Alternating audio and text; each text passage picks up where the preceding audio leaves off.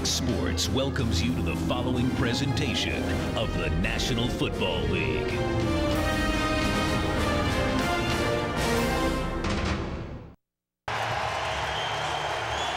Sellout crowd at Cleveland Brown Stadium, Cleveland, Ohio, for the opening weekend of the NFL season. Brad Childress, 53 years young, from Aurora, Illinois, in his 4th year as head coach of Minnesota. They won 10 games, were knocked off in the opening round of the playoffs a year ago. Eric Mangini, at 38 years old, from Hartford, Connecticut.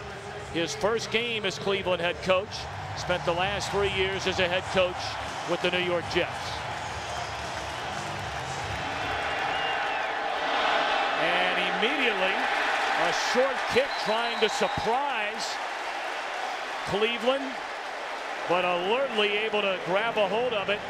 Abram Elam, and just like that, Brady Quinn and company get the ball at midfield on their opening possession. Well, they obviously saw something that thought Elam was going to come screaming out of there, but he played it beautifully. Wait till the ball is kicked. Gave him Cleveland great field position. Well, and if you're Brady Quinn, all of a sudden you're saying, now that's where to get us started. Just the 3rd start for the #1 pick out of Notre Dame 2 years ago. Quinn, 24 years old, and he's a native Buckeye. He's from Columbus.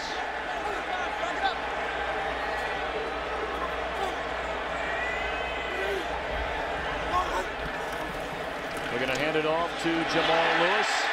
Slips off the left side into Minnesota territory, close to the 45-yard line. Let's go back to the opening kickoff.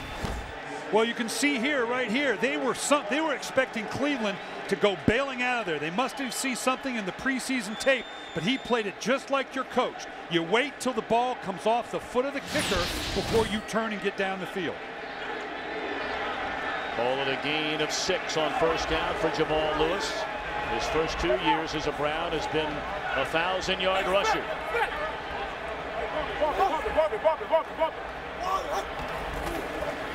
Quinn, his first throw, looking for Braylon Edwards, and couldn't find it. 3rd and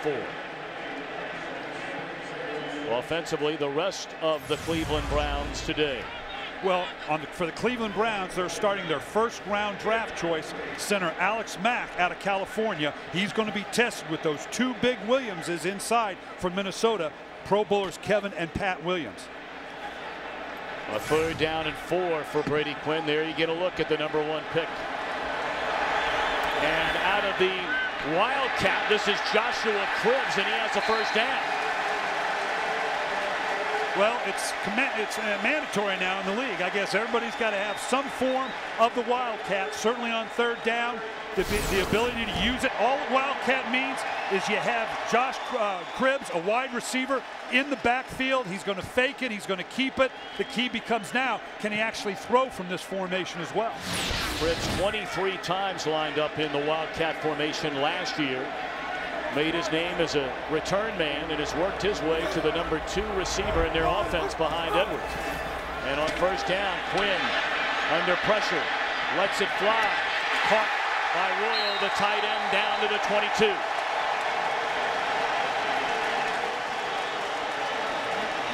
Looked like there was a breakdown for Brady Quinn in the offensive line. Looked like he got flushed to the outside before he was ready. Showed great poise on getting outside the perimeter of the defense, and with a guy bearing down on him, nice high catchable ball to his big tight end, Royal Roberts, who joined them this year, coming to them from Buffalo. Of course, that was brought on by the trade of Kellen Winslow Jr. to Tampa Bay. Empty backfield. Quinn from the shotgun after the 18-yard gain. Look for Royal again. And he was covered by Chad Greenway step for step. Defensively for Minnesota, the #1 rush defense, 3 consecutive years in the NFL. That has not been done since the merger in 1970 by anybody. They have a healthy E.J. Henderson in the middle. And getting him back was huge. All the players and the coaches talked about getting E.J. Henderson back into this lineup.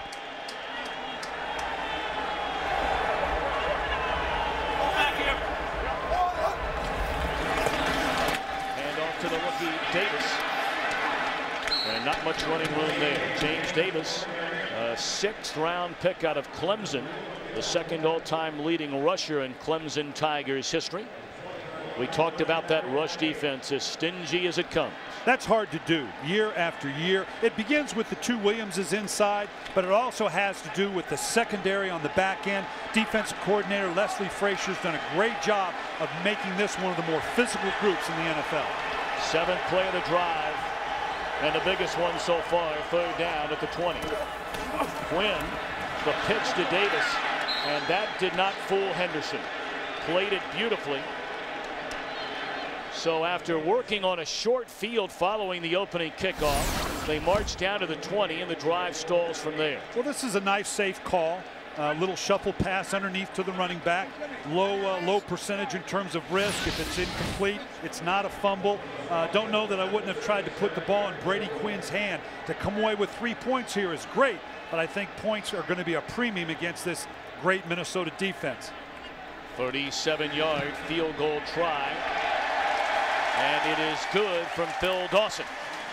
So a good start for Eric Mancini. The Browns have not had a first-year head coach win a game since 1989 in their debut.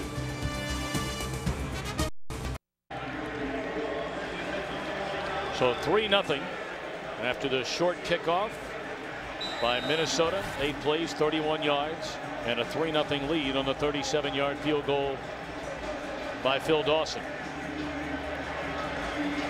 Percy Harvin, the electrifying rookie out of the University of Florida, touches the ball for the first time in his NFL career.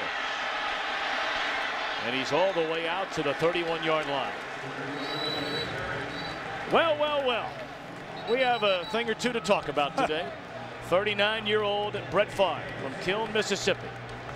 Drafted in the 2nd round in 1991 by Atlanta. Traded to Green Bay for the 19th pick in the '92 draft. Took over as a starter for the Packers the 4th game of that year, and has started as of today 270 consecutive games in the NFL, which ties Jim Marshall, the former Viking, for the all-time record. Today his first start as a Viking. And he'll give it to Adrian Peterson, who's tripped up by Eric Barton after a gain of 2. Peterson certainly a guy to keep an eye on. Led the NFL in rushing last year.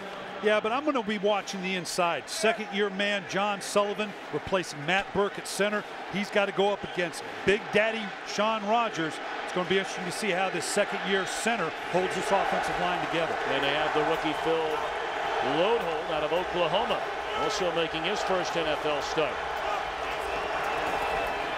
Favre a pump fake. Peterson met at the line of scrimmage by David Bowens. This Cleveland defense last year, 28th against the run. They brought in 6 former Jets from a year ago. Well, it's a familiarity with the system, but I'm anxious to see how new defensive coordinator Rob Ryan, brother of Jets new head coach Rex Ryan, uses number 95, Cameron Wembley. They need a lot from him from the outside edge. He needs to be a dominant pass rusher for them.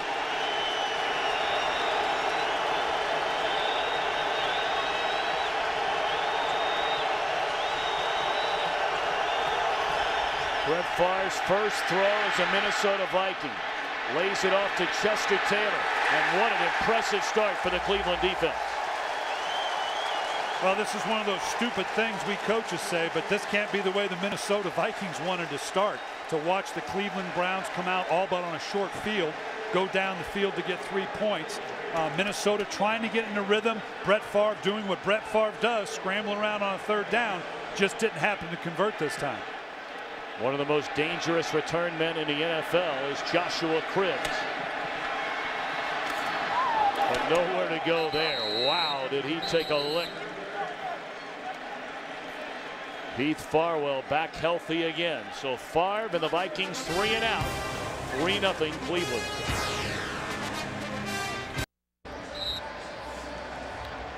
Browns in front 3-0, their 2nd possession of the game, and this one begins at their own 22-yard line for Brady Quinn.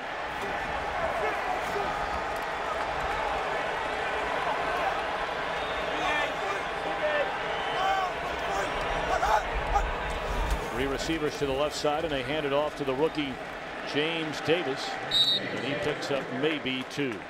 Boy, Brett Favre, one thing that can never be taken away from him, retiring, unretiring, he loves to play football. Well, right here, this is why Brett Favre came back. You can agree, not agree, thinks he should have retired, but you can't dispute the fact this guy loves the game.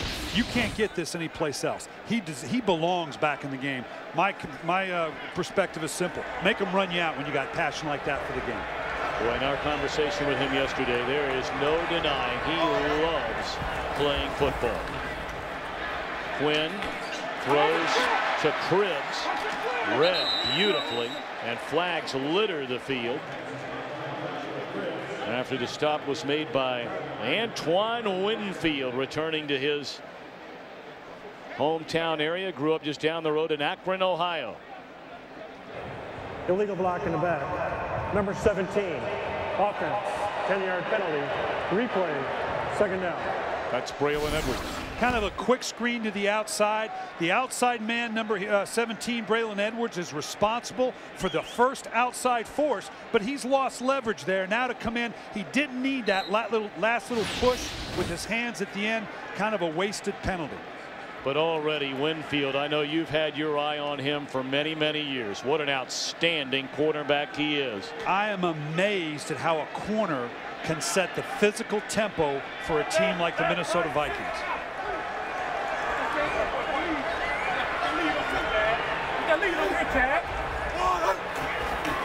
Second and 16. This is Jamal Lewis, and he picks up a yard. 3rd and long for Quinn.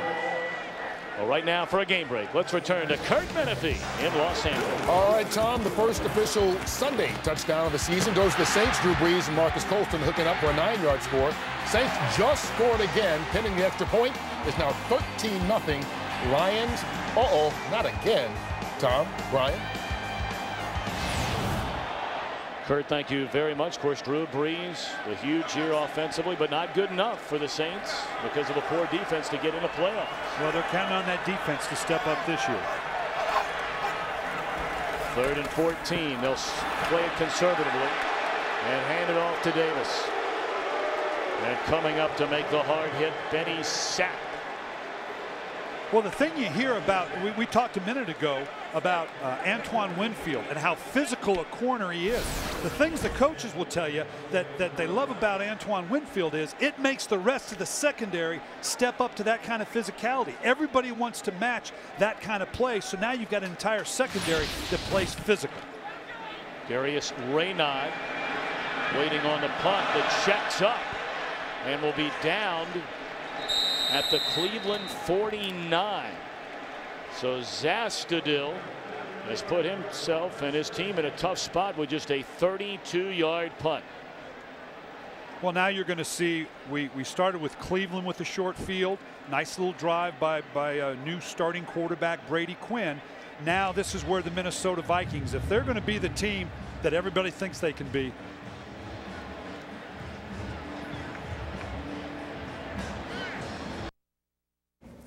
I need another. Brett Favre and the Minnesota Vikings get the football for the second time. They trail 3-0. And this drive starts at the Cleveland 49.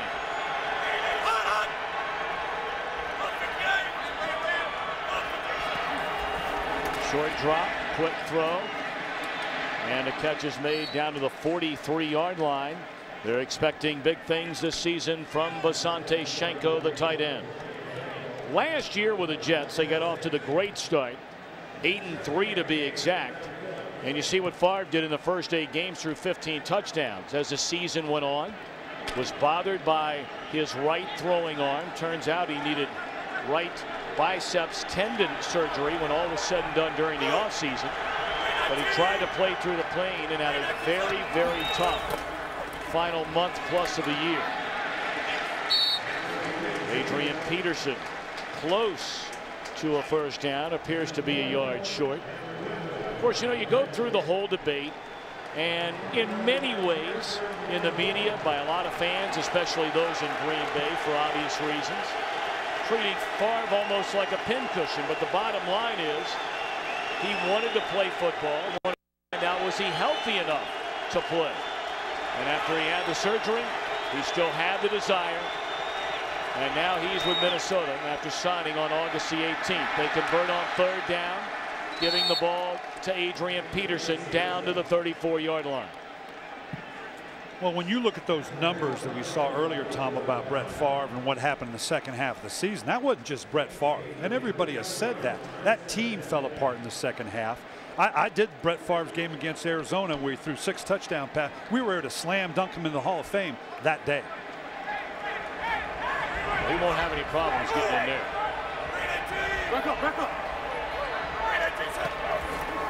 First down throw. Favre looking around. Flushed out of the pocket. Down he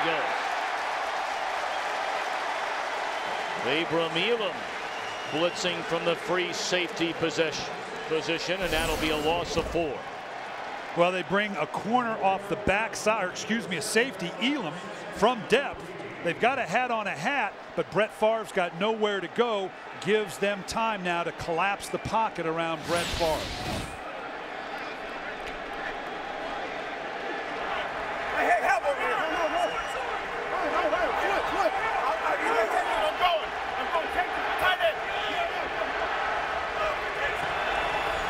Second down and 14. Peterson breaks it to the outside, cuts it back to the inside, and very close to a first down. Needed to get to the 23, and we'll check on the spot. He might be a half-yard short.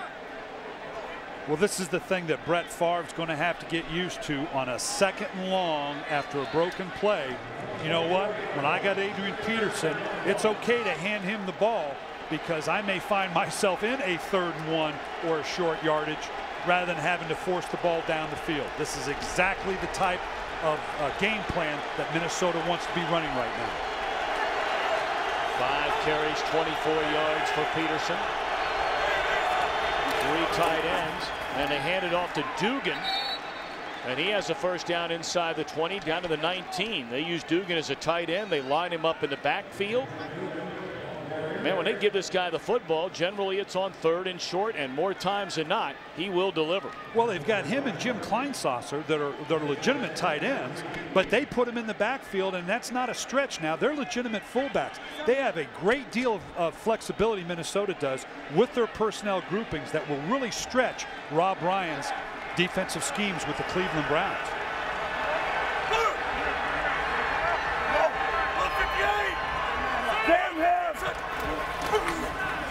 Fakes one way. Great protection. Drops it off to Chester Taylor. He lost the football, but was able to cover it up to the 14-yard line. That'll be a gain of 5 on first down. With Chester Taylor, I mean, with all these weapons and all these great stars and perhaps future stars in this Minnesota offense, Taylor as dependable as they come, whether it be carrying the football or catching the football. He had 45 receptions a season ago. Tom, yesterday when we talked to Darren Bevel, the offensive coordinator, did you see his eyes light up when we mentioned Chester Taylor? He loves this guy and all that he can bring to the offense.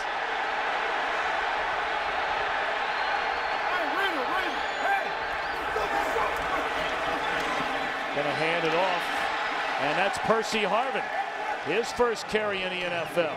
And you talk about flexibility, versatility. Harvin, going back to his days at the University of Florida as a wide receiver, rushed for over 1,500 yards. You're going to see this by Percy Harvin motioning into the backfield here. Obviously, to hand him the ball is something he's capable of doing, but you're going to see him do that all day. Come out of the backfield as a receiver as well, and even stay in there and help on protection to a degree. Percy Harvin gives them a great deal of flexibility from that 3rd receiver slot receiver position. First and goal.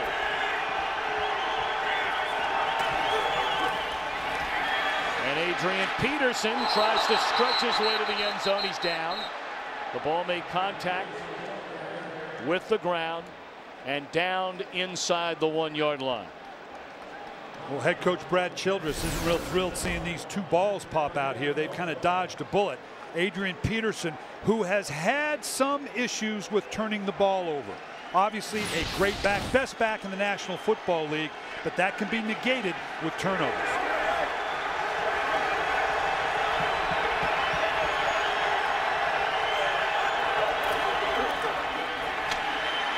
Peterson looking for room to cut it back.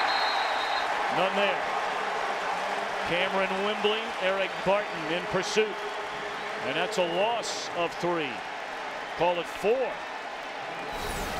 Well, Cameron Wembley, yesterday Rob Ryan said that a big part of what Cameron Wembley has to do is to set that defensive edge. Does a great job of fighting upfield, making the running back cut back into the teeth of the defense. Right here now, 3rd and goal. This is what Brett Favre was brought in to do.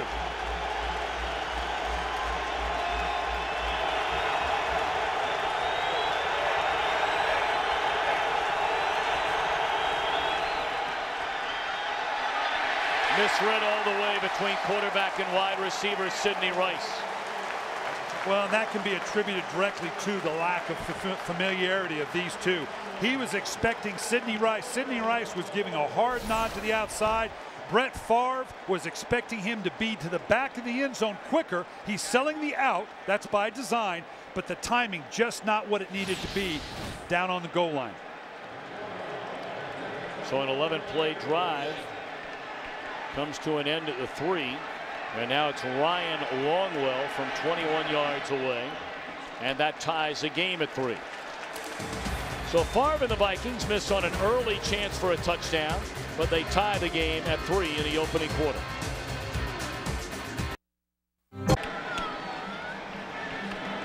A 3-3 game, Minnesota-Cleveland in the opening weekend of this 2009 NFL season. And Mr. Billick, a pleasure to be joined in the broadcast booth all season long, young man. I'm looking forward to it, man. This is what better? I mean, life doesn't get better. Opening game of the NFL season. Great football town like Cleveland. These great Cleveland fans, and you better know it now. Everybody talks about, and veterans telling the rookies, when it comes to the regular season, that energy level, you have no idea of what you're facing. Those young guys know now. This is a whole nother level in the season opener. Longwell bangs it. And 5 yards deep in the end zone. He's going to bring it out as Joshua Cribbs. And not a wise decision there, out to the 12-yard line. That will be the final play of this opening quarter. Certainly the score, for many, a surprise, with the Browns and Vikings tied at 3. Fox NFL Sunday will continue after these messages. We begin the second quarter in Cleveland, Ohio. The Vikings and the Browns are tied at 3. 1st and 10 for Quinn, who bobbles the snap. And lucky for him that Jamal Lewis was right there to snatch it away and prevent the turnover. I'm a little interested in the amount of shotgun that Cleveland's running right now. One of the things when you play a defensive front like the Minnesota Vikings that can put so much pressure on you is you want the ball out of your hand quick. Throwing the ball on quick routes from the gun is hard to do. I'll be interested to see if they maintain that. Good to look at Brady Quinn, 2 of 4 for 19 yards. Of course, they took advantage of that opening kick to travel just 12 yards and trying to fool Cleveland. Catch made by Robert Royal, the tight end, and he's out to the 18-yard line, so certainly a more manageable 3rd down now for Quinn and the Browns. Nice job getting a good upfield rush by Jared Allen here. Gets isolated with the tight end who's just chipping a little bit. Jared Allen, one of the best in the business, maybe getting Brady Quinn to get the ball out a little quicker than he wants, but still a nice job by Quinn getting them into a manageable down and distance now on 3rd down. Versus 14.5 sacks last year by Allen, his first season as a Viking after coming over from Kansas City.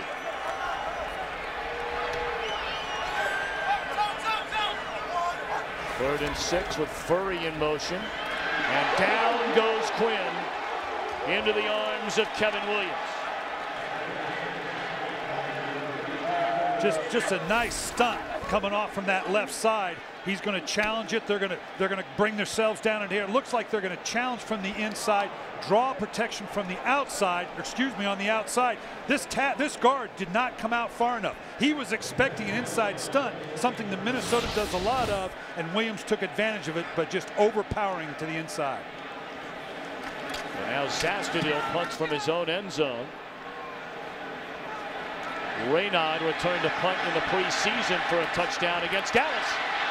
Slips one tackle, breaks it back to the inside and all the way down to the Cleveland 24-yard line.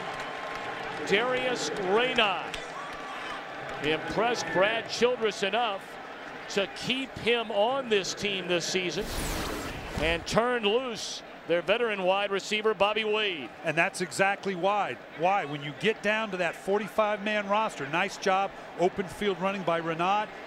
Your fourth and fifth receivers have to give you special teams presence. As good as Bobby Wade is, not necessarily going to be a factor in that regard. And now when you keep a guy like Bobby Wade, you're taking 10, 12 snaps a game away from your special teams. 48-yard punt, 36-yard return. Far pump fake one way, and Taylor out of the backfield makes the reception. Played nicely defensively by Abram Elam. Let's go back to Chester Taylor. We talked about how offensive coordinator Darren Bevel lit up when we talked about Chester Taylor. When you can add him into the mix, obviously, with a Percy Harvin now, obviously you got Adrian Peterson. The flexibility that a Chester Taylor gives you on third down, base downs, he's a huge part of the optimism here with the Minnesota Vikings.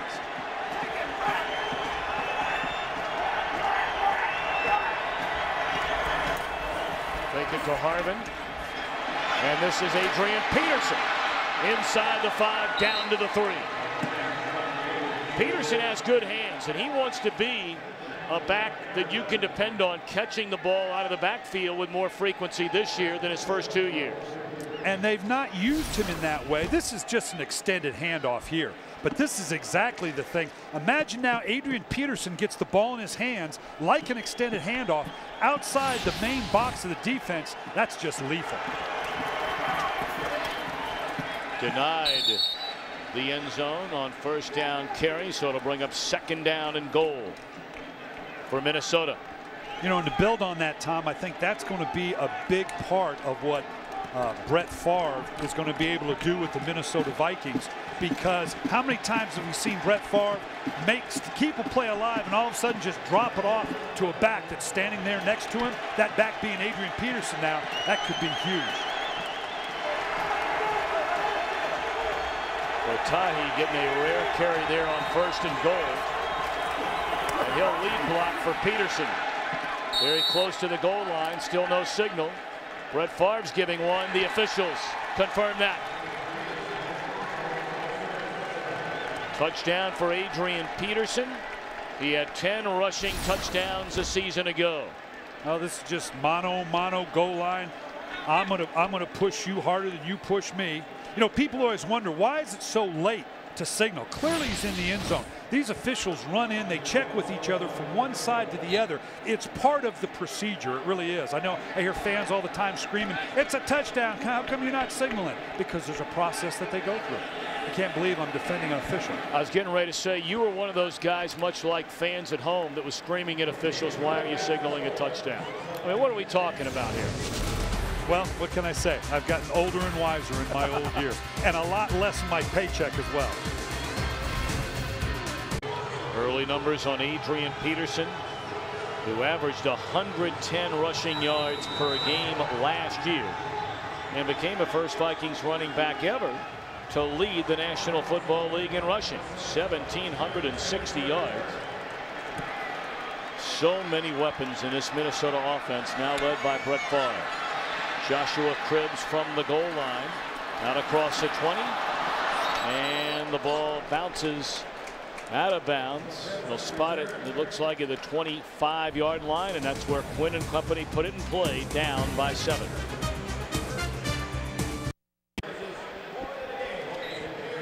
.11:02 to play until halftime. Minnesota with its first lead of the game. 10-3, Brady Quinn making his 4th NFL start today. And from the 25, he hands it to Jamal Lewis. That'll be a gain of a yard. Let's check in once again with Kurt Menefee for a game break in Los Angeles. Kurt. A different old face in a new place with the Falcons. Tony Gonzalez, look at this catch. set up a touchdown by Obi Mahaley. So far, Falcons looking good. They're up 7-0 on top of the Dolphins in the second quarter. Tom and Brian? Of course, your brother-in-law happens to be the head coach there in Atlanta. And how about that with the offense he's got? But Tony Gonzalez, huge pickup for the Atlanta Falcons in the offseason. For those who don't know, Mike Smith, the head coach of the Atlanta Falcons. He and Mr. Billick are married to sisters. Quinn, great protection. Vickers out of the backfield breaks the tackle and has a first down to the 39. Lawrence Vickers in his 4th year out of Colorado and has started each of the last 3 years. That's a gain of 12. Well, Brian, we've talked so much, we've heard so much about Brett Favre, and we really enjoyed the conversation with him yesterday. He's very happy to be playing, and he really likes his team in Minnesota. He does. But you can also recognize, you could tell in the tone of his voice, he understands the expectations, both of the organization, the fans.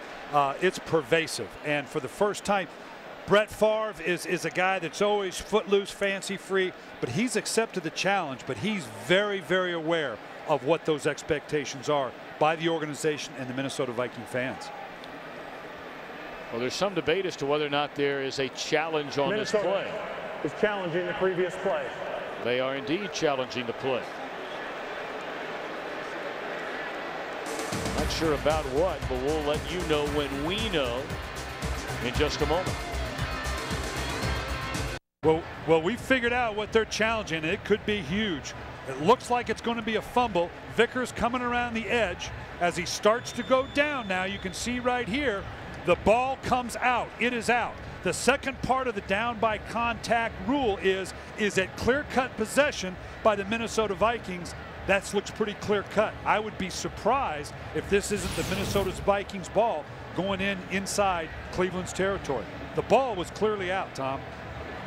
John Perry, our referee. Al Hines in the replay booth. And here comes Mr. Perry, whose father, Dave, is a legendary official at the collegiate level. After reviewing the play, there was a fumble. However, no clear recovery. So by rule, Cleveland will retain the ball. 1st and 10. Minnesota is charged with their first team timeout. Now, I don't understand that. The rule says that it's got to be a clear recovery. There was not a brown jersey. Here we go. We can roll through. Clearly, we saw that the ball was out. But now, once we let it go all the way through, guys, the ball is out. They're scrambling around for it. There's not another brown jersey in sight on the ground. I guess they decided, unless they have the visual proof that says that it's clearly Minnesota's ball, I guess the Cleveland Browns players jumped on just late enough. Now this is a challenge that was useless for Minnesota. Steve Hayden, number 82, is the one who came in at the end of the play and perhaps may have recovered that fumble.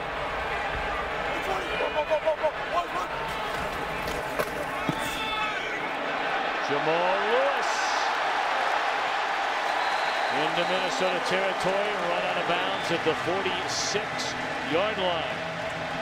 That is a gain of 15 for a guy that back in 2003, when you were the head coach, ran for over 2,000 yards as a Baltimore Raven. And he is injured.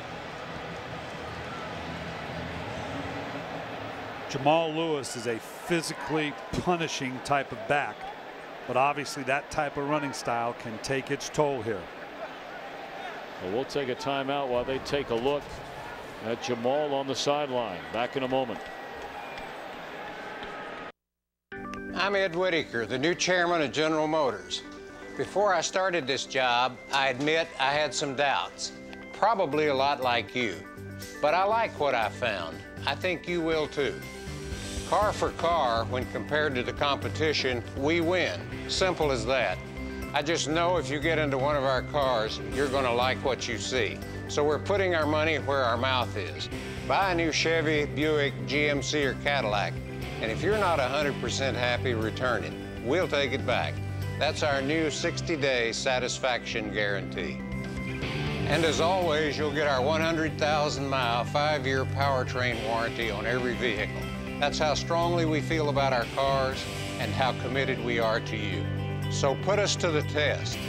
Put us up against anyone, and may the best car win.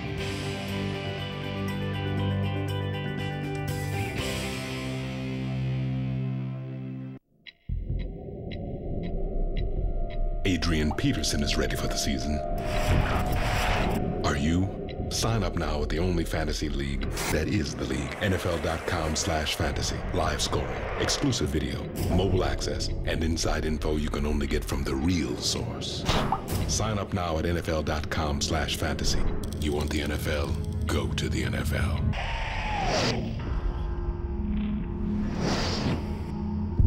When it comes to sibling rivalry, these two are all pro. I win, you lose. Not a respect for your bad knees, I didn't even dunk. Brothers, the 1 hour premiere, Friday, September 25th on Fox.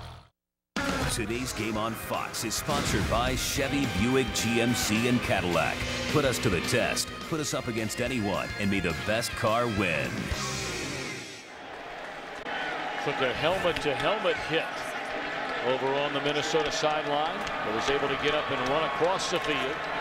He'll sit out this play in favor of the rookie James Davis. Quinn will throw on first down. And across the middle, it's caught by Steve Height. Tom, I get people that ask me all the time, well, this is a helmet-to-helmet. How come it's not a penalty? The league right here, you can see a hard helmet-to-helmet. People get confused sometimes. He's a legitimate ball carrier. That's not a defenseless receiver. Believe me, with Jamal Lewis, that's far from defenseless position. Helmet-to-helmet is obviously, this is football. They're going to allow contact. It's on a player in a defenseless position, quarterback, receiver. That was not a defenseless player in a defenseless position. And that's been extended this year, not only helmet-to-helmet, shoulder-to-helmet, forearm-to-helmet. Absolutely, all in the effort to keep the player safe. Lewis back in there, takes the pitch. And he has a first down to the 35-yard line. Cleveland beginning to run the ball effectively against this stout Minnesota run defense. Tom, I'm impressed with Cleveland's commitment. Here you see Jamal Lewis and his patented baby steps, that constant. He's just buying time. He's waiting for just the right hole, then to burst through it. I'm impressed with Cleveland's commitment against this #1 rushing defense in the league. Their commitment to keeping balance and running the ball. 6 carries, 30 yards for Lewis.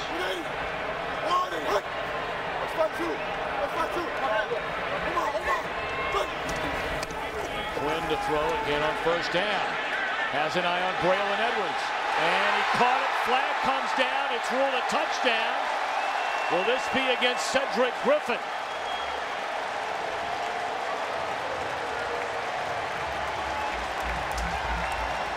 So right now the signal on the field is touchdown.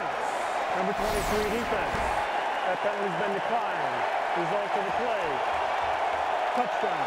There you have it. Pass interference ruled against Griffin and Braylon Edwards, who had the disappointing 2008 after the monster 2007. We're going to get a challenge here. Brad Childress saw that Braylon Edwards' feet took him out of bounds. He was not forced out. I believe we're going to get a challenge here, and this should come back Minnesota's way.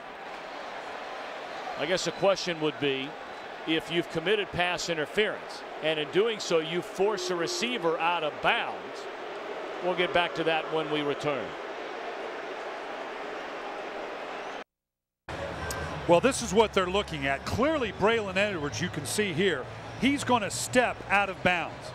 Right there, you can see he's clearly out of bounds. The question becomes, was he pushed out of bounds, illegally pushed out of bounds, at which point it's going to put the ball right here on the 3-yard line. If they determine that he was not, that was not part of the pass interference, then clearly Braylon Edwards was out of bounds, an ineligible receiver. I believe they're going to say as part of the penalty of the illegal contact, or I should say the pass interference, that made him now a legal receiver. Okay, but here it is. If indeed they deem that he forced him out of bounds, for those of you wondering at home, if the defender forced the receiver out of bounds, he is allowed to come back in bounds and catch the ball and be a legal receiver. Absolutely, absolutely. And it looks like, given the timing of it and the fact that there was a pass interference called, they'll likely rule that for the Cleveland Browns. Kind of a dicey challenge by Brad Childress, certainly worthwhile because it's a big play down the field, but coupled with right here what they're clearly saying is pass interference, that would certainly constitute the illegal contact. They're saying there was contact, and that's what forced Braylon Edwards out of bounds. You know, you wonder on another level, is this almost a lose-lose for Childress? I mean, the best thing that can happen to him out of this, really, when you stop and think about it, is pass interference, and Cleveland's going to get the ball at the 2 or 3 yard line. Yeah, that's the best thing that can happen. Right. He's hoping that they see that as not being forced out of bounds. That's the only thing.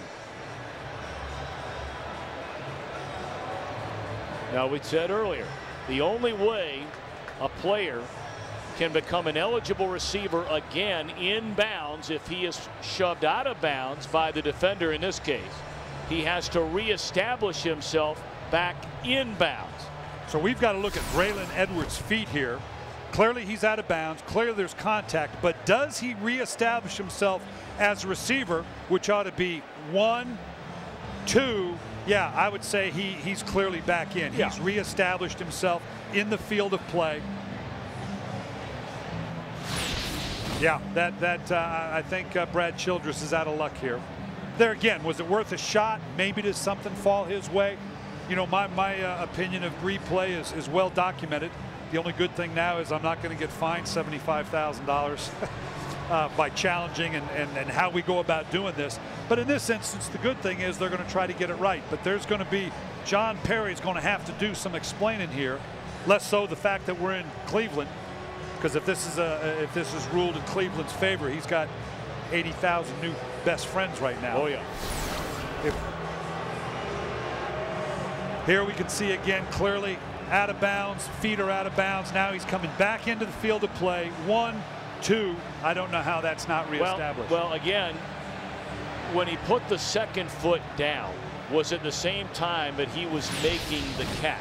So I guess what you could ask, yeah, clearly he had established himself with 1 foot, but you have to do it with 2 feet. So was the second foot established before he caught the ball? We're about to find out. After reviewing the play, the pass interference foul, which took the receiver out of bounds. The receiver did catch the ball. However, he did not reestablish back in bounds with 2 feet prior to making the catch. Therefore, the play is incomplete. The pass interference will be spotted at the 6-yard line, left hash. Minnesota is not charged with the timeout. Reset the game clock to 7:49. Yeah, and clearly great job of the officials. We've covered a lot of ground here, but clearly he is forced out of bounds. But here they're saying there's 1 foot of, there's one. He did not catch the ball, just as you said, Tom. You did a nice job of isolating it, much better than I did. He didn't have that second foot back in bounds, reestablishing himself. Now those 80,000 friends, but I guess here we see now those 80,000 friends that he was about to have. John Perry's going to have to find someone who can take him to the airport, because no one in this stadium is going to do that. You can still see, though, this ball, because the pass interference puts it on the 6-yard line. Is it a worthy challenge? Well, sure. It takes a score off the board. So here we are, 1st and goal on the 6-yard line. Turns out to be a 28-yard penalty. Beautiful job, though, by John Perry and the entire crew. Al Hines in the replay booth to bring all that together. There was certainly a lot happening and a lot in question on that call. Meanwhile, Jamal Lewis leaps his way down to the 3-yard line, and to really tie a ribbon around that package, just so you understand, we pointed it out, but down the road, maybe you're watching another game, both feet have to be established back in bounds before the catch or contact with the football can be made, in this case by Braylon Edwards. And in this instance, replay was the only way you were really going to see that. Out of the Wildcat, Joshua Cribbs takes a snap. He'll run. Spins his way inside the 1. Now that's 2 shotgun snaps we've seen that have gotten a little dicey. I know that Eric Mangini's a little nervous about seeing those types of snaps. Obviously a team that when you're down on the goal line, you're willing to run that Wildcat down there. That shows some commitment to that style of play. I imagine we're going to see some more of it. All righty, 3rd down and goal, a chance to tie it up again. Yep, here it is again. Quinn split wide left. Cribbs. What a tackle. What a play made there by big number 91, Ray Edwards. And right now, you can see the challenge by Brad Childress just saved his teams, assuming that this field goal is good, 4 points. You know, I'll make it real. I'm not a big Wildcat fan against good defenses. It usually doesn't work real well. I'm a little uncertain about putting the ball in someone else's hands other than your starting quarterback on 3rd and 2 or 3rd and 3 on the goal line. So now Phil Dawson for the point after, and it is good. So the Browns are denied the end zone. Brad Childress challenging the call. Comes up ace as it turns out. A 10-6 game. Well, coming up next on our Fox NFL Sunday doubleheader, many of you will see the Redskins and the Giants. Others will see the 49ers and the defending NFC champion Arizona Cardinals. Others, the Rams and the Seahawks from Seattle. Check local listings for the game in your area. A touchdown denied for Braylon Edwards and the Browns. So Brett Favre and company, with under 6 minutes to play until halftime, will get it back with a 4-point lead. A lot of people thought this game was going to be ugly early. Nothing could be further from the truth thus far. I'm impressed with the way the Cleveland Browns have responded emotionally to the challenges of the game, of Minnesota going down and scoring. This team is hanging toe-to-toe with the team that many people are picking as a Super Bowl elite team. That ball hammered by Dawson. And Minnesota will start from the 20. All right. If you're just joining us, you're probably wondering, how's Brett Favre done? Well, he's hit on 5 out of 6. Total of 26 yards. The Vikings naturally have run it pretty well, although certainly not the way they ran it all of last year. And the Browns have run it better than many may have thought. As I said, their commitment to continue to stay with the run against this top-rated Vikings run defense is impressive so far.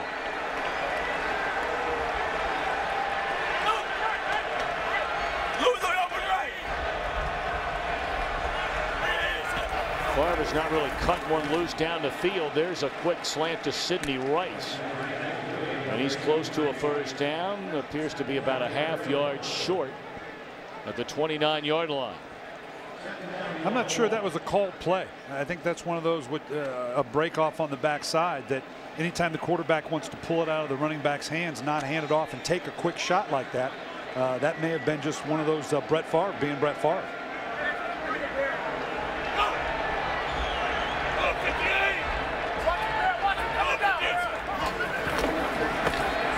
Peterson tries to break it to the outside. Coming up to make the play is Brandon McDonald. 3rd down upcoming.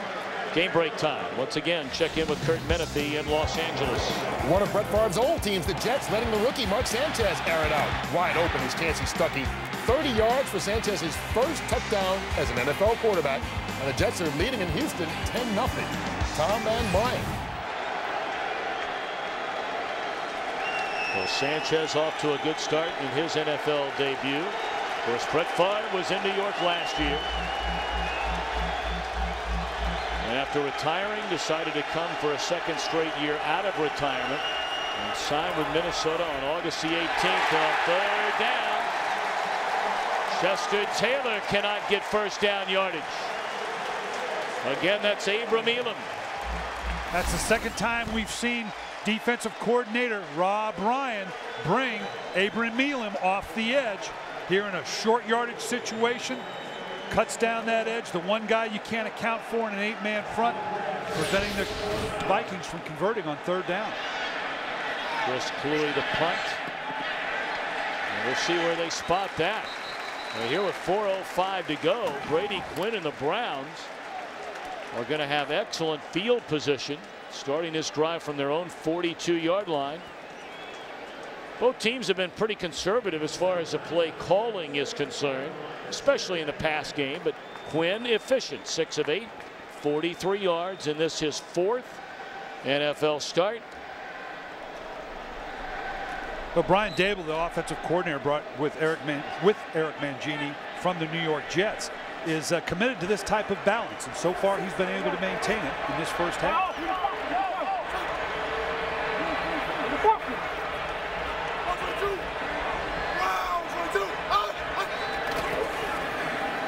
drop thrown behind Braylon Edwards. Well, those are the kind of quick throws we talked about that we'd anticipated from the Cleveland Browns, and trying to minimize the pass rush, the great pass rush of Jared Allen coming off the backside along with Edwards. They're from Minnesota, but it's got to be a higher percentage than that. You can't miss a pass like that and maintain that kind of quick passing style. 2nd down and 10.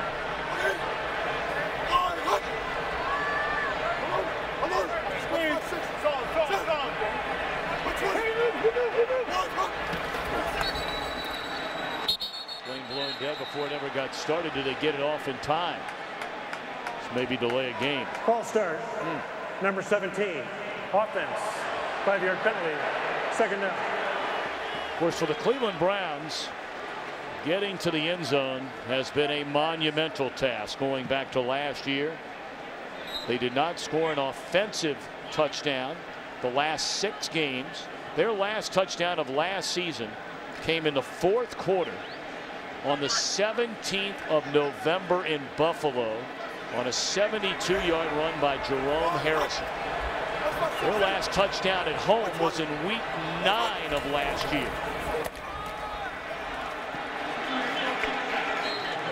And part of that issue down the stretch, they had 4 different quarterbacks: Derek Anderson, Brady Quinn, Ken Dorsey, Bruce Gradowski.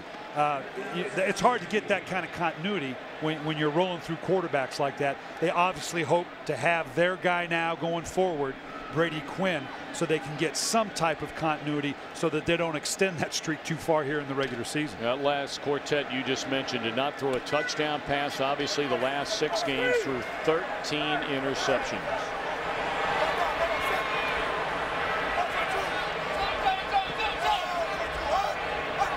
Third and 16. Quinn fakes one way and will carry it. And it's caught by Greenway out of the 47-yard line. So now Brett Favre in Minnesota will get the ball one more time leading up to halftime. And of course, they have the 2-minute warning to play with as well. Well, and part of the downside to this, I'm going to be critical of the Browns here a little bit, and Eric Mangini. You have a couple priorities in this situation. Yeah, you want to go down and score, but the last thing you want to do is give the ball back to the Minnesota Vikings and one of the all-time great quarterbacks of all time, Brett Favre. So I'm sure this 3-and-out was not exactly what Eric Mangini had in mind, even if it's just the amount of time you leave Brett Favre with to orchestrate a 2-minute drive. Left-footed punter Zastadil. Raynaud, a fair catch at the 15-yard line. All right, you were just talking about the play calling a moment ago and giving Brett Favre a chance with 2:23. You have a 2-minute warning. You have 2 timeouts. They've really not opened things much up for Favre today because they have the great running game. We've talked a lot about it. Here with 2:23 to play until halftime, you going to cut it loose if you're the head man right now? Well, you got Brett Favre. That's what you brought him in to do. You've got control of the game right now, all but with a 10-6 lead. We're going to find out right now, all but Brett Favre here now just 1 month into this offense. Are they going to let Brett Favre be Brett Favre, or do you go with the conservative route and let's get out of here with a 10-6 lead?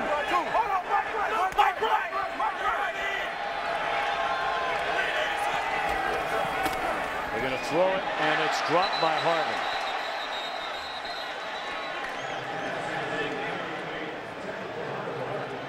Well, that's a nice, safe throw to get the ball in the hands of a playmaker like Percy Harvin.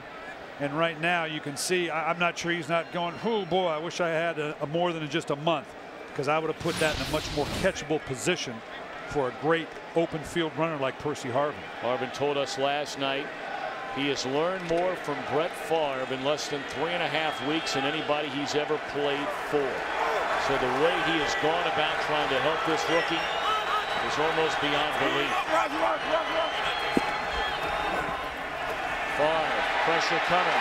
Down he goes. Rodney Poole from the strong safety spot. And now this should take us down to the 2-minute warning.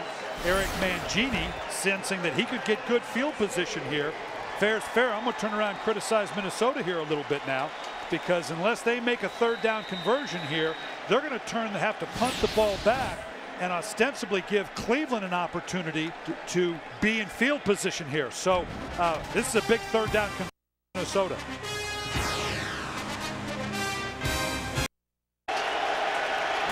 Brett Favre on 3rd down and 16 from his own 9-yard line. In trouble again. Takes a hit. Completes a pass to Taylor. Well short of the first down. And as Eric Mangini spent a timeout now, clock at 1:50, you have 3 timeouts remaining. He will. Like this is a tough call. You don't want to put Cleveland on a short field. You know that a punt here. This is a good tough. Cameron Wembley. We talked about his ability to come off that edge, but now you're in a position where you've got to punt the ball.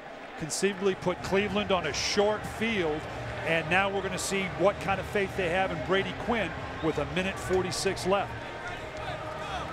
Well, coming up in 1:46 seconds on the Visa halftime report, Kurt, Terry, Howie, Michael, and Jimmy have the scores and highlights from around the league, and the Fox Sports ticker has up to the second scores and stats. We got a ball game here. And I'm not sure, and us included, we got to throw ourselves in there, that many of us thought it was going to be a ball game. 10-6, you're darn right we've got a ball game. Did you just throw me in front of the bus without me? I did. No, both of us. I dragged you down with me. Let's put it that way. Cribbs from the 33. And here he goes. To the 40. The 30. The 20. Touchdown, Cribbs.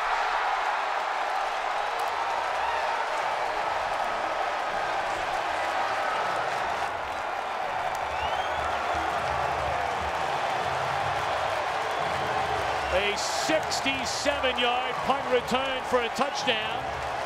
The 7th career touchdown return for Joshua Cribbs, which ties him with Eric Metcalf for the most in Browns history.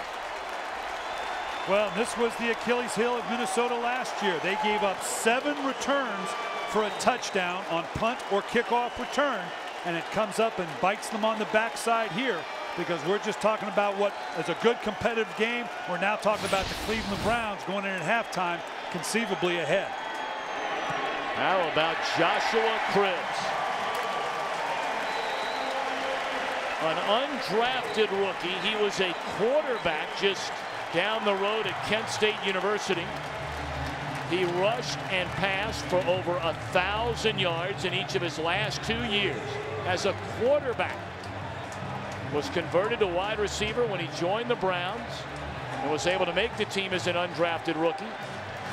Became an All-Pro as a special teams player, and now is their number 2 wideout, but still doing it returning punts. Absolutely. And what's impressive about Joshua Cribbs is obviously one of the great punt returners and kickoff returners, but the only guy in the NFL to lead his team in punt returns, kickoff returns, and special teams tackles. He is that's value on the 45-man roster, man, when you got all that kind of value in one guy.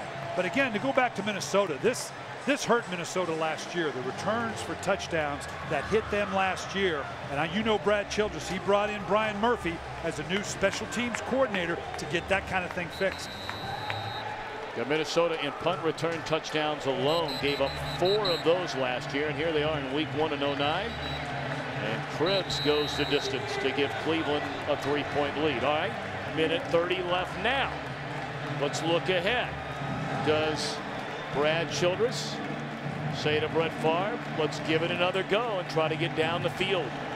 Let's see how far out we can get this thing. If I'm backed up on my 20-yard line, I think they get out of here, lick their wounds a little bit, and regroup for halftime. If they can get it out to the 35, 40-yard line, let's turn Brett Favre loose.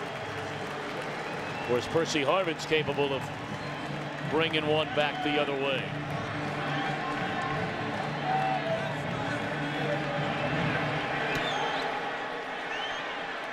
Harvin, 3 yards deep, thought about it. And he's out across the 25. Wow, did he take a lick from Coy Francis. Oh. Well, with a minute 25 or a minute 24, the first down play is going to tell us a lot about what they want to do here. If they're willing to throw it, then they're saying, here we go. Brett Favre is going to be off and running. If they run it, it's, you know what, discretion is the better part of valor here. What would you do? Yeah, you got to let Brett Favre go. Brad Childress talked about us the other day, how impressed he was. Brett Favre taking this offense down against a top-rated Minnesota defense, all but in practice. Let's see what they want to do here.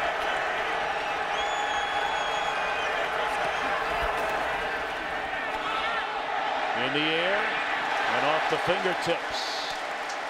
And it'll bring up second down and 10. He had an eye on Bernard Berrien, who he had very little time to work with after signing with Minnesota. Berrien missed the entire preseason with a hamstring injury. And this is the kind of throw, as odd as it may sound, that requires a lot of timing. When, where do I throw it? Back shoulder down the field. Do I make it a jump ball? Every receiver catches the fade route just a little bit different. That's a direct function of the lack of their familiarity with one another. Brett Favre coming late to camp and Bernard Berrien being hurt.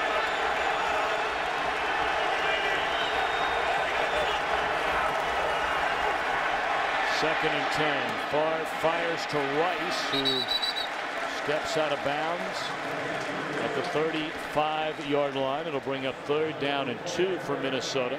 1:14 to play, and the Vikings have 2 timeouts remaining.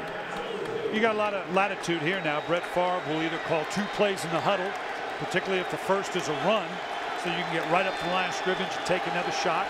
And at this down and distance, you can either run it or pass it. They've emptied it out, so unless they run on a quarterback draw, this clearly is going to be a pass, unless they want to motion Chester Taylor back into the backfield for a run.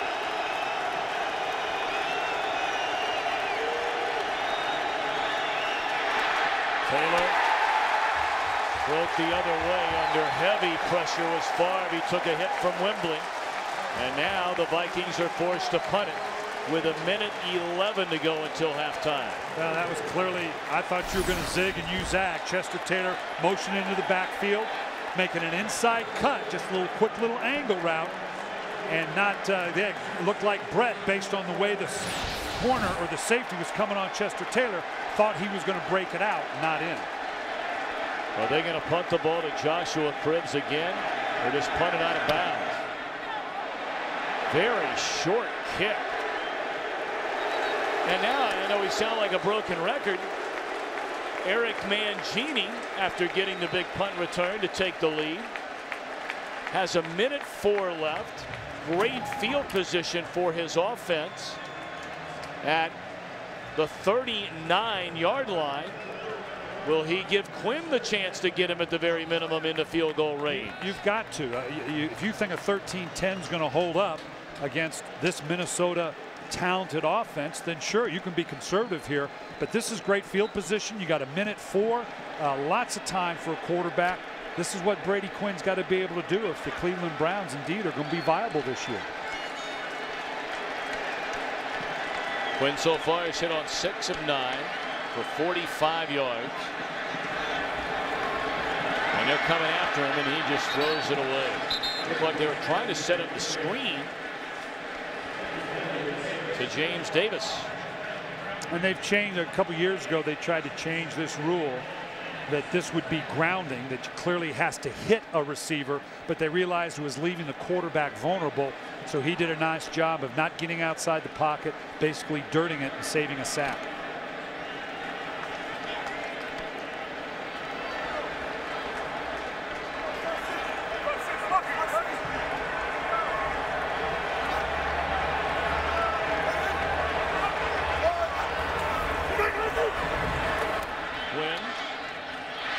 To Davis, who's at the 40. The clock is down to 53-52, still running. It brings up third down for the Browns, and they'll try and hurry up to the line of scrimmage. Leslie Frazier's bringing the heat now. He obviously has confidence in his corners matching up one-on-one. Can be a dangerous thing with a guy like Braylon Edwards out there. You can have a lot of confidence in your corners, but Braylon Edwards is capable of taking it to the house at any time.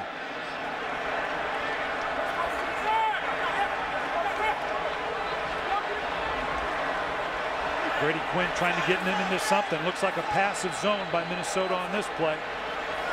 Going to make him throw, drop down underneath. 3rd down and 8. Quinn will just take a knee, basically. And that'll run out the clock of the opening half. Well, we talked so much about this Minnesota team and all the things they did last year, what they have added primarily in Brett Favre for this year. They had their moments in the first half, but certainly the talk has to be about the Cleveland Browns, a 4-12 club a year ago. Their first-year head coach Eric Mangini in the opening game of this 09 season is off to a 13-10 lead.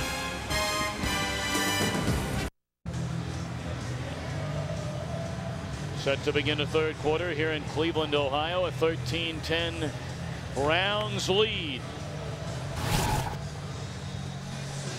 Pleasure to be joined by the 3rd member of our broadcast team today, standing along the sidelines, Carissa Thompson. Well, guys, the big news coming out of the Minnesota locker room is Adrian Peterson getting an IV at halftime. Issues of hydration. We will see how that plays out in the second half. I have to tell you, that was a very quiet group coming out of there. I saw Eric Bieniemy, the running back coach, right before halftime, get up in the faces of all of his running backs. None too happy with their performance, basically sending the message that these guys need to man up and play a lot better in the second half. Brad Childress's message, be more productive on 1st and 2nd down, then we don't have to force 3rd and long. Guys? Carissa, thank you very much. You look at Peterson. In the first quarter, he carried it 7 times for 24 yards. In the second quarter, 2 carries for 1 yard. And obviously some dehydration issues. And this is the rookie Percy Harvin. He bounces it to the outside, across the 40, back to the inside, and brings it all the way back to the 45-yard line. A 41-yard return for the Florida Gator, Percy Harvin, who left at the end of his junior year. Well, coming out of the draft, you felt like Percy Harvin, Jeremy Maclin, these were going to be the 2 receivers coming out because of what they added to the game in terms of special teams as well, that might have the biggest impact for their teams coming out as rookies. Adrian Peterson is back on the field. On 1st down for Brett Favre, who hit on 8 of 12 in the first half. They're going to hand it to Peterson. Cuts it back to the inside. A good 1st down run, a gain of 5. Well, special teams certainly a factor for Cleveland in that first half. Right from the opening kickoff, when Minnesota tried to surprise the Browns, catch them asleep, that wasn't going to happen. Turn that into 3 points. A pair of field goals by Phil Dawson, and then the return game. 2nd career punt return for a touchdown by Cribbs. The 7th overall return for a touchdown in his career. And give it to Peterson on 2nd down, and he has 1st down yardage to the Cleveland 44-yard line. Well, head coach Eric Mangini brought Brad Seeley from the New England Patriots, longtime special teams coach with Bill Belichick. Mangini familiar with Brad Seeley, really one of the better special teams coaches in the league, and it's paying dividends so far. This time Favre works out of the shotgun. And he hands it to Harvin. Tries to turn the corner. Breaks 1 tackle and then runs right through Brandon McDonald. And that'll be a gain of 11 on a rush by Percy Harvin, and another Vikings 1st down. The 6-time Pro Bowler Steve Hutchinson leading the charge. Well, and Hutchinson and McKinney on that left side are obviously the strength of this offensive line for the Minnesota Vikings. McKinney obviously coming into the fruition, so to speak, of what was expected of him as a 1st-round draft choice in 2002. Well, again, Peterson is on the sidelines, down on a knee.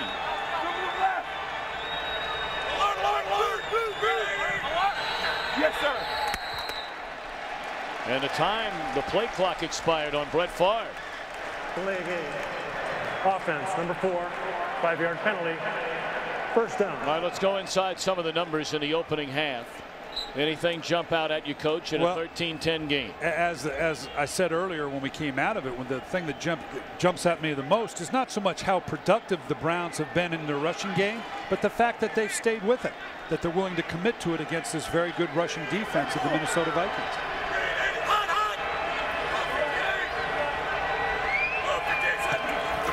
Favre to throw on 1st and 15, and he's looking for Rice.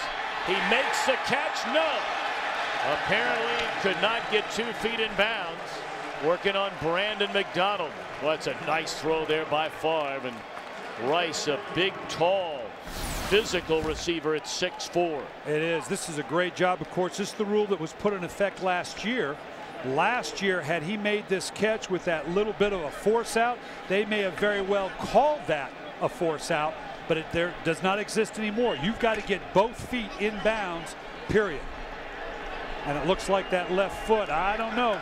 Brad Childress doesn't look like he's going to go challenge it. I'm not sure that left foot didn't find its way in bounds. Favre hands it to Taylor, who again is spelling Peterson. Peterson continues to have major issues on that sideline. He just got off his feet. Well, Brad back up on his feet. Brad Childress yesterday talked about how none of these guys have taken 70 snaps yet, typical in a game, and that you expect that in the first game. Of course, the Vikings don't have a challenge left. And still, I'm up in the booth and I can't keep track of my challenges anymore. But you would have loved to have maybe pulled the challenge on that one, because it looked like that left foot might have landed in bounds. Play clock down to 5. Favre telling everybody to be ready. Look at the play design for Shenko, and he just does get tripped up inside the 20, but that's a first down. Asante Shenko, a former New York Giant, who had a career-high 42 catches and 7 touchdowns a season ago. Just a little tight, quick screen to the tight end. They see a screen. Defenses start to see a screen evolve. They tend to go real wide because most screens are wide. Tight end slipping back inside. Big conversion for Minnesota, putting them on the 20.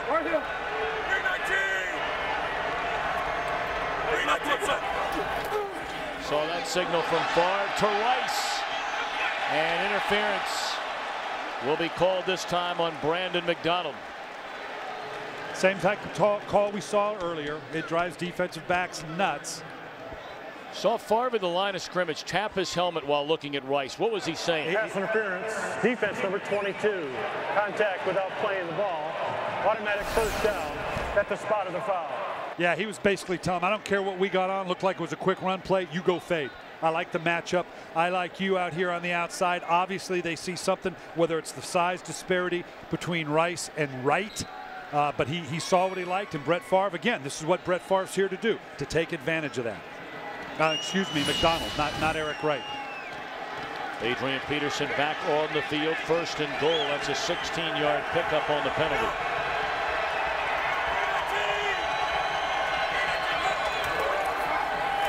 Peterson to the inside. And he's close to the 1-yard line. Gang tackled. Led by Corey Williams.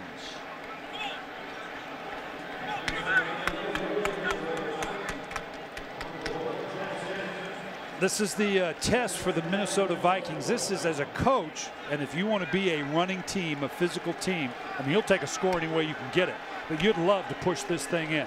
I don't care how many plays you've run during training camp, whether obviously it's probably getting a little warm out there and you're tired. You'd love to run this thing in.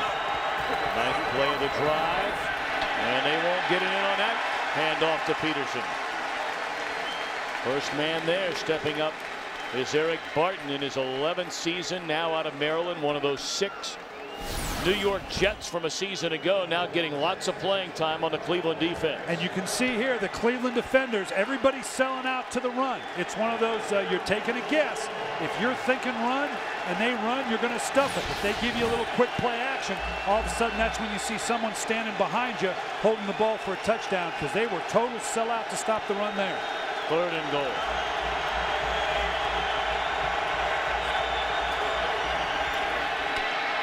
Peterson this time is into the end zone. Touchdown, Minnesota. Nafahu Tahi leading the way from the fullback spot. And Peterson, for the second time today, has a touchdown. Again, this is just a tone setter. This is Brad Childress saying, you know what, we have got to punch this thing in. As we said, which way did they go? That left side behind Hutchinson and McKinney. If I'm going to put my money on the line, I'm going to do it against that Pro Bowl left side with Hutchinson and that first-round draft choice of Bryant McKinney. Got to believe he's probably bleeding in his left arm there, Adrian Peterson. We talked about the fluids he was getting at halftime, and more than likely that's where he was getting it. Carissa Thompson, I'm sure, will check on that. What we know is Peterson, blood and all, has a touchdown to give Minnesota a 4-point lead.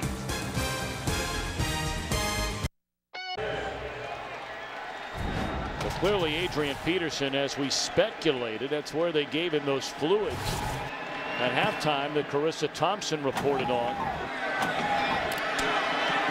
And apparently they haven't gotten that thing bottled up. A lot of blood coming out of that arm. Joshua Cribbs out to the 28-yard line.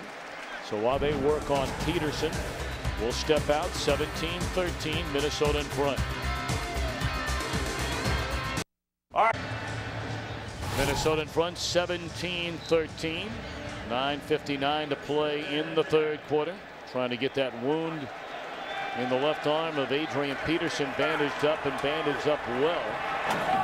Ran in for the touchdown a moment ago, and lots of blood pouring out of that arm.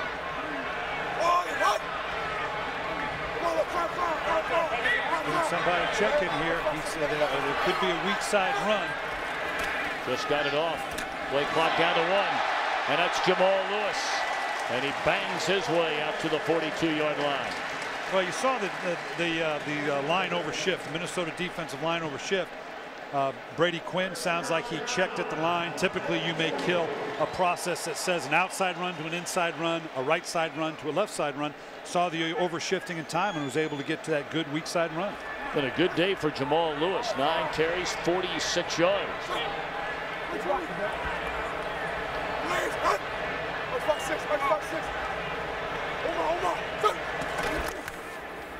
Lewis again, and pretty good yardage, real good yardage. That's a gain of 8 on a first down carry. But D.U. Williams coming up to trip up Lewis.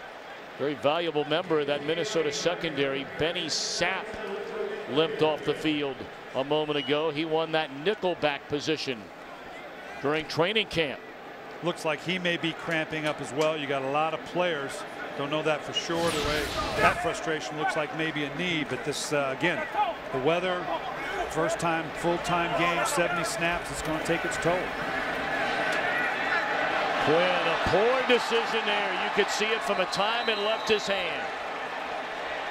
And Cedric Griffin with just about as easy an interception as you're ever going to get.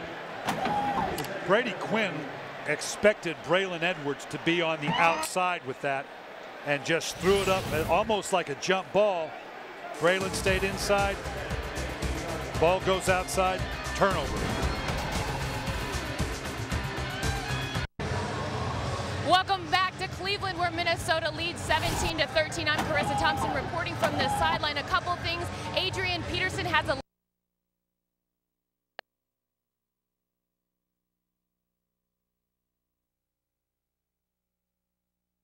carted off.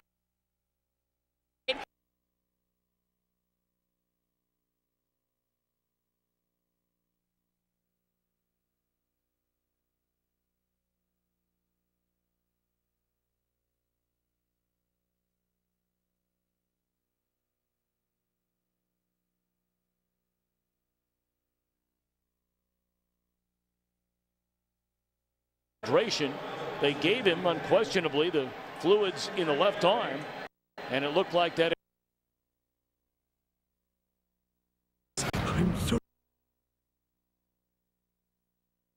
Minnesota leads 17-13. I'm Carissa Thompson reporting.